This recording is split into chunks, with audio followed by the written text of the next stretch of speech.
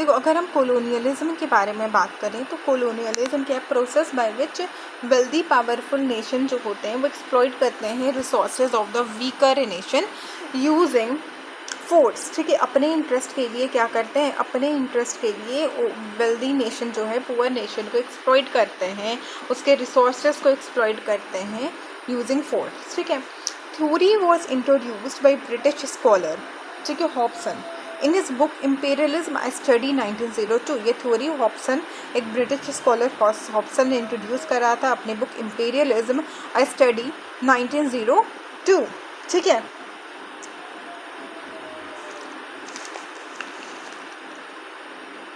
later this theory was described by Rudolf Hilferding as financial capital system. Rudolf Hilferding as financial capital system.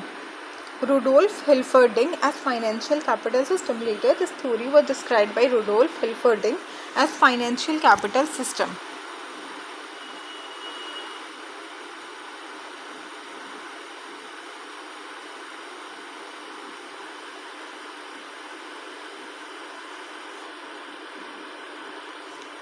Rudolf Hilferding as financial capital system. ठीक है, theory was introduced by British scholar Hobson, imperialism study 1902 and later ये theory was describe. ठीक है, बाद में Rudolf हिल्फर्डिंग ने financial capital system में इस थ्योरी को डिस्क्राइब करा। इसका ना 3 स्टेजेस होता है। We will be doing 1757 to 1813, 1813 से 1858 एंड 1860 to 1947।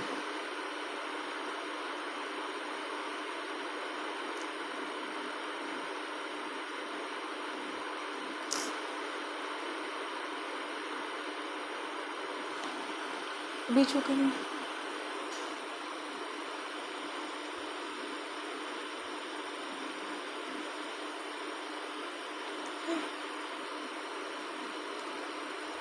ठीक है, तो फर्स्ट स्टेज क्या है? Stage of commercial capitalism. जो ये फर्स्ट स्टेज क्या है? Stage of commercial.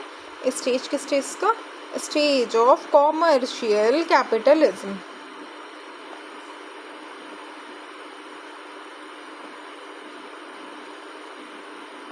First stage क्या है? स्टेज ऑफ कॉमर्शियल कैपिटलिज्म है। ठीक है, और ये क्या है? ये बैटल ऑफ पलासे जो 1757 हुआ है ना, बैटल ऑफ पलासे के बाद ये शुरू हुआ है। ये स्टेज ऑफ कॉमर्शियल कैपिटलिज्म कहलाता है। यानी बैटल ऑफ पलासे के बाद शुरू हुआ।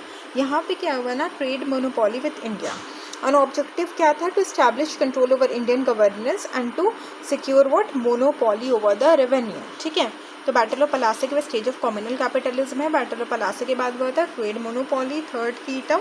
फिर क्या? Eliminate potential. इसका मेन क्या था? कि पोटेंशियल राइवल्स होते हैं ना, पोटेंशियल राइवल्स को ख़त्म करना। नहीं तो बहुत सारे, देखो बहुत सारे राइवल्स भी आते हैं। अगर आप किसी भी चीज़ का करोगे बिजनेस वगैरह तो राइवल्स भी होंगे, तो उनको ख़त्म करना।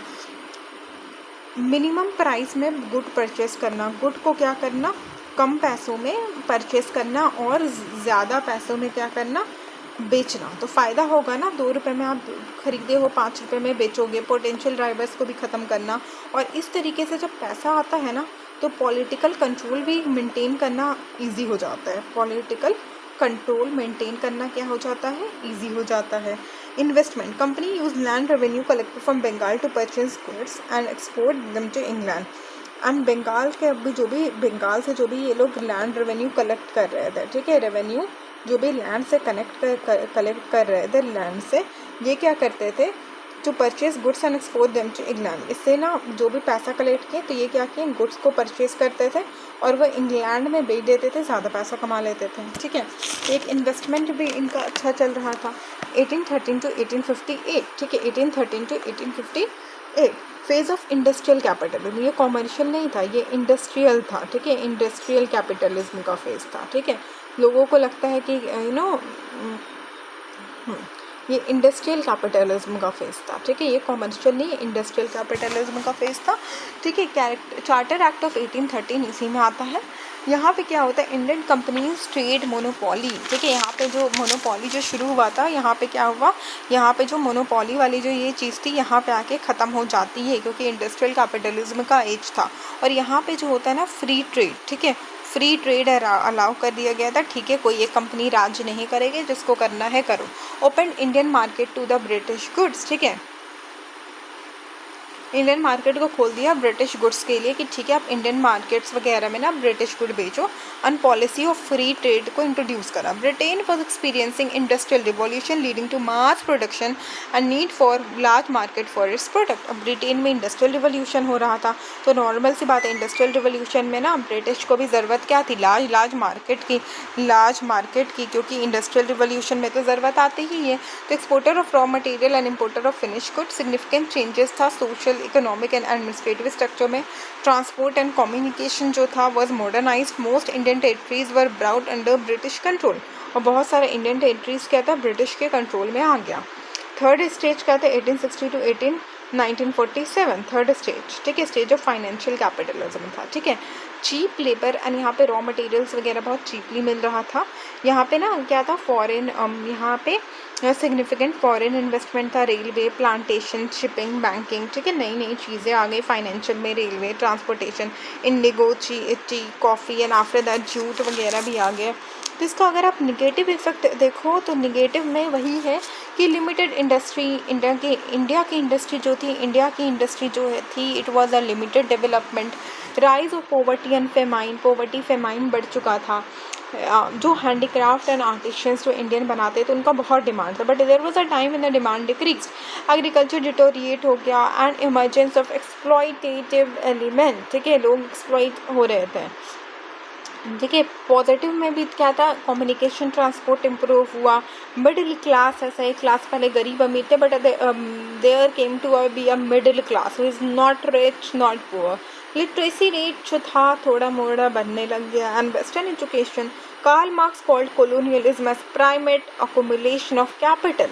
कार्ल मार्क्स ने क्या कहा था कोलोनियलिज्म को, कार्ल मार्क्स, ठीक है, private accumulation of capital. Bipin Chandra ने rise and growth of colonialism, कहाँ पे, rise and growth of colonialism में 4 तरीके का स्टेजेस बताया। Mercantile, political, economic and cultural. Mercantile क्या है, ये ट्रेड वगैरह के लिए है, Dutch East India company. Political में बैटल्स ऑफ पलासी वगैरह हो गया। बक्सर, इकोनॉमिक में ड्रेन ऑफ वेल्थ एंड, ठीक है, ड्रेन ऑफ वेल्थ से हो गया। यहाँ पे पॉलिटिकल में 2 हुआ, वॉर, उससे हो गया, बैटल से। Mercantile train, Dutch East India company आके ख़त्म कर दी।